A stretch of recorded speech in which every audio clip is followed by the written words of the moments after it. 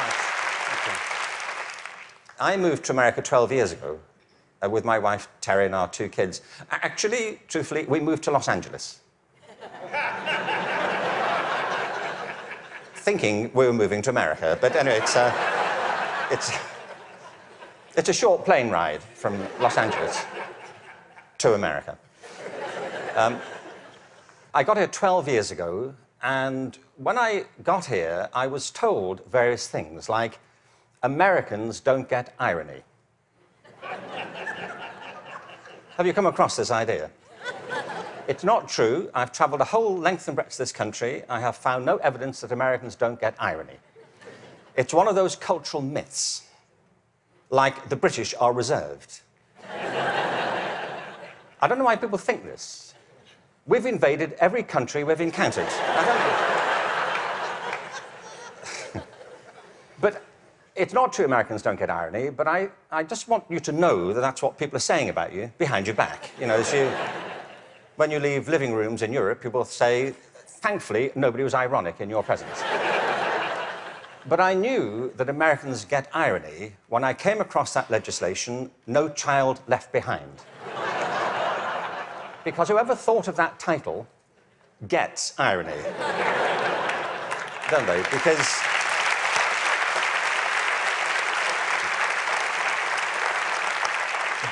Because it's leaving millions of children behind. Now, I can see that's not a very attractive name for legislation. Millions of children left behind. I can see that. What's the plan? Well, we propose to leave millions of children behind, and here's how it's going to work. And it's working beautifully. In some parts of the country, 60% of kids drop out of high school.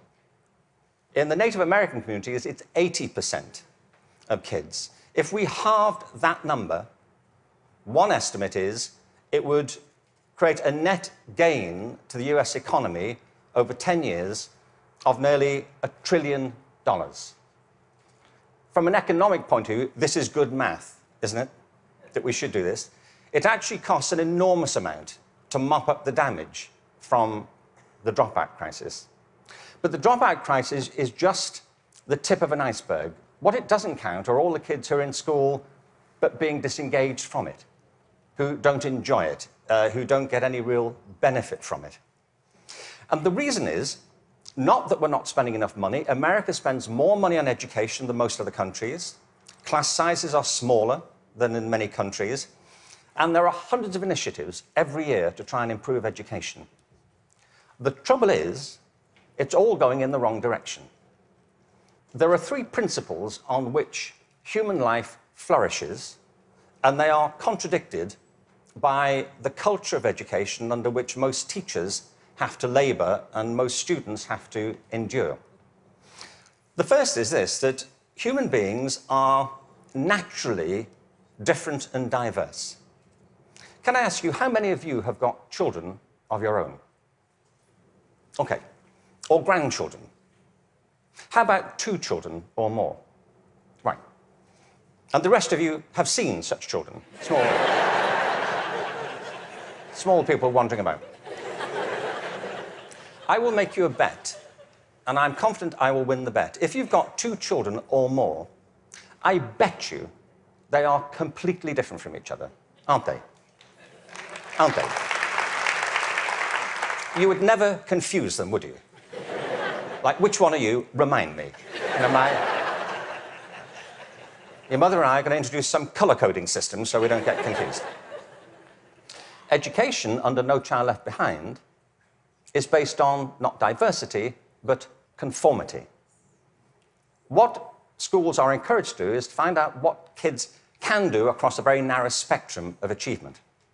One of the effects of No Child Left Behind has been to narrow the focus onto the so-called STEM disciplines. They're very important. I'm not here to argue against science and math. On the contrary, they're necessary, but they're not sufficient. A real education has to give equal weight to the arts, the humanities, to physical education. An awful lot of kids... Sorry, thank you.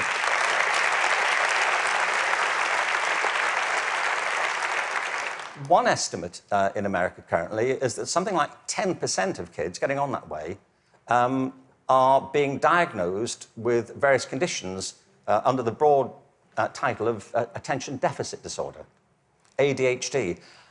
I'm not saying there's no such thing. I just don't believe it's an epidemic like this. If you sit kids down hour after hour doing low-grade clerical work, don't be surprised if they start to fidget, you know.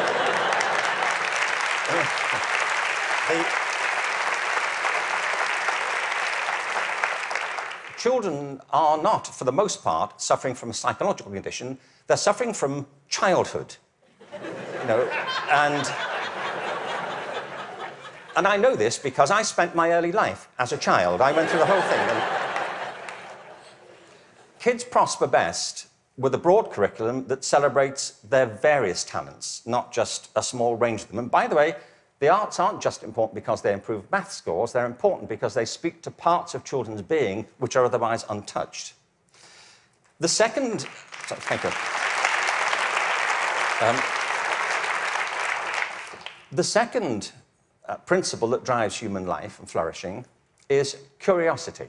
If you can light the spark of curiosity in a child, they will learn without any further assistance very often. Children are natural learners. It's a real achievement to put that particular ability out or to stifle it. Curiosity is the kind of engine of achievement. Now, the reason I say this is because one of the effects of the current culture here, if I can say so, has been to deprofessionalize teachers. There is no system in the world or any school in the country that's better than its teachers. Teachers are the lifeblood of the success of schools. But teaching is a creative profession. Teaching properly conceived is not a delivery system. You know, you're not there just to pass on received information. Great teachers do that. But what great teachers also do is mentor, stimulate, provoke, engage. You see, in the end, education is about learning. If there's no learning going on, there's no education going on. And people can spend an awful lot of time discussing education without ever discussing learning. The whole point of education is to get people to learn. A friend of mine, an old friend, actually very old, he's dead. That's as old as it gets, I'm afraid. So, but a wonderful guy, he was, a wonderful philosopher. He used to talk about the difference between the task and achievement senses of verbs. You know, you can be engaged in the activity of something, but not really be achieving it. It's like dieting. It's a very good example, you know. There he is, he's dieting. Is he losing any weight? Not really. Teaching is a word like that. You can say, there's Deborah, she's in room 34, she's teaching. But if nobody's learning anything, she may be engaged in the task of teaching, but not actually fulfilling it. The role of a teacher is to facilitate learning. That's it. And part of the problem is, I think, that the culture of, the dominant culture of education has come to focus on not teaching and learning, but testing. Now, testing is important. Standardized tests have a place. But they should not be the dominant culture of education. They should be diagnostic. They should help. You know, if I go for a medical examination, I want some standardized tests. I do. You know, I want to know what my cholesterol level is compared to everybody else's on a standard scale. I don't want to be told on some scale my doctor invented in the car. You know, your cholesterol is what I call level orange. Really? Is that good? We don't know. But all that should support learning. It shouldn't obstruct it, which of course it often does. So in place of curiosity, what we have is a culture of compliance. Our children and teachers are encouraged to follow kind of routine algorithms rather than to excite that power of imagination and curiosity. And the third principle is this, that human life is inherently creative. It's why we all have different resumes. We create our lives, and we can recreate them as we go through them. It's the common currency of being a human being. It's why human culture is so interesting and diverse and dynamic. I mean, other animals may well have imaginations and creativity, but it's not so much in evidence, is it, as ours. I mean, you may have a dog, you know, and your dog may get depressed. You know, but it doesn't listen to Radiohead, does it? And, sit staring out the window with a bottle of Jack Daniels. And you say, would you like to come for a walk? He said, no, I'm fine. No. You go. I'll wait. I'll go. But take pictures. We all create our own lives through this restless process of imagining alternatives and possibilities, and one of the roles of education is to awaken and develop these powers of creativity. Instead, what we have is a culture of standardization. Now, it doesn't have to be that way. It really doesn't. Finland regularly comes out top in maths, science, and reading. Now, we only know that's what they do well at because that's all that's being tested currently. That's one of the problems of the tests. They don't look for other things that matter just as much. The thing about work in Finland is this.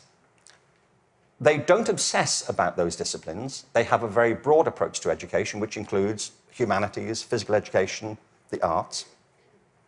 Second, there is no standardized testing in Finland. I mean, there's a bit, but it's not what gets people up in the morning. It's not what keeps them at their desks. And the third thing is, I was at a meeting recently with some people from Finland, actual Finnish people, and so somebody from the American system was saying to the people in Finland, what do you do about the dropout rate in Finland? And they all looked a bit bemused and said, well, we don't have one.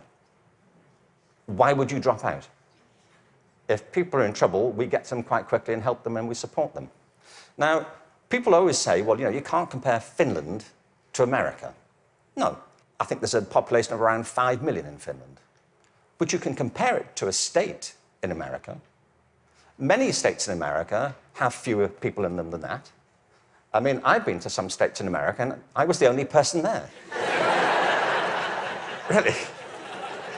Really, I was asked to lock up when I left. But what all the high-performing systems in the world do is currently what is not evident, sadly, across the systems in America. I mean, as a whole. One is this.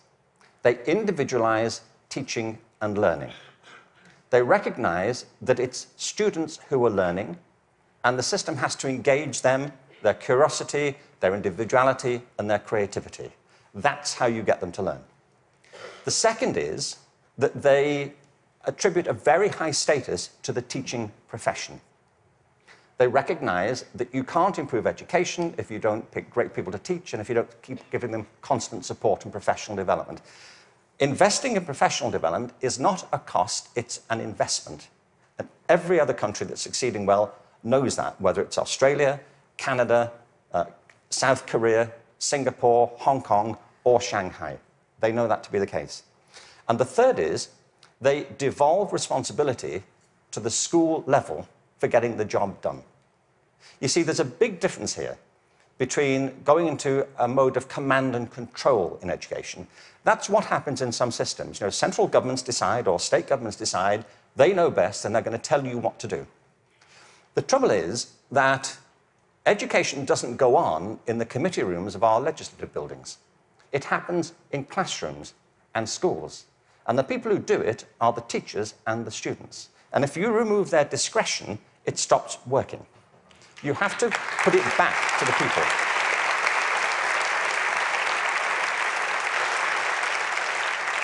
There is wonderful work happening in this country. But I have to say, it's happening in spite of the dominant culture of education, not because of it. It's like people are sailing into a headwind all the time.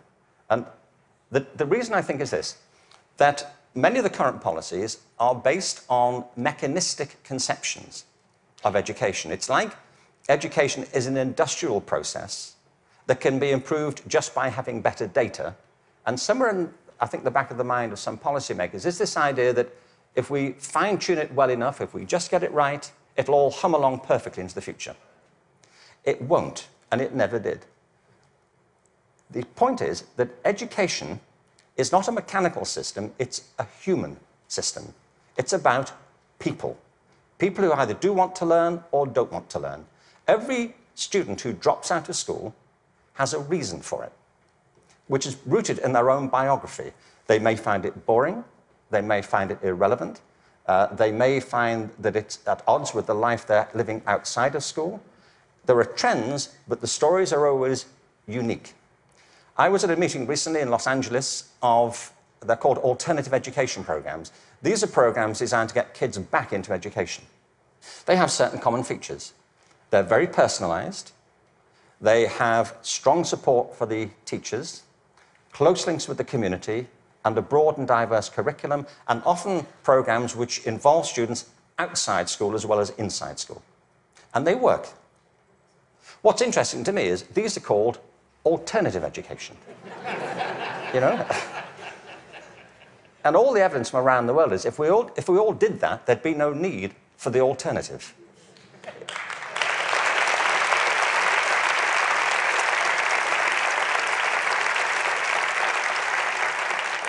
So I think we have to embrace a different metaphor.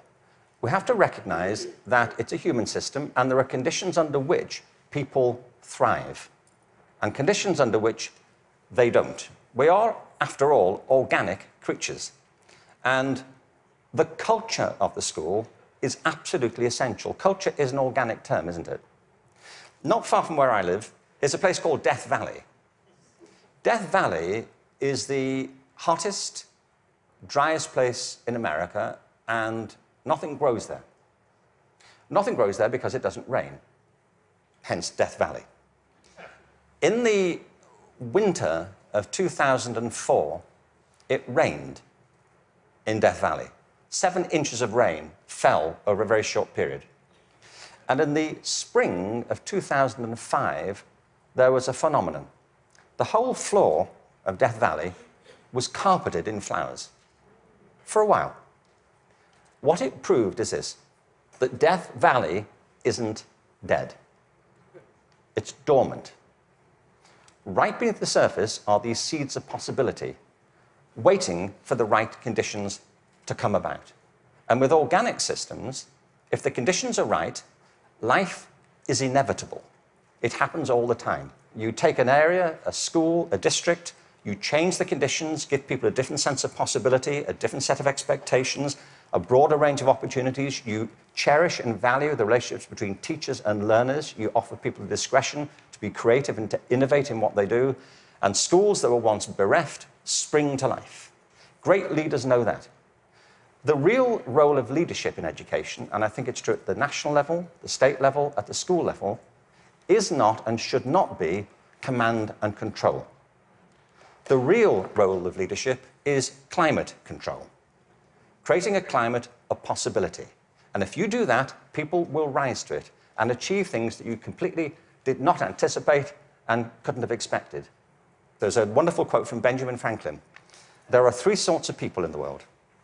Those who are immovable, people who don't get it, they don't want to get it, they're not going to do anything about it. There are people who are movable, people who see the need for change and are prepared to listen to it.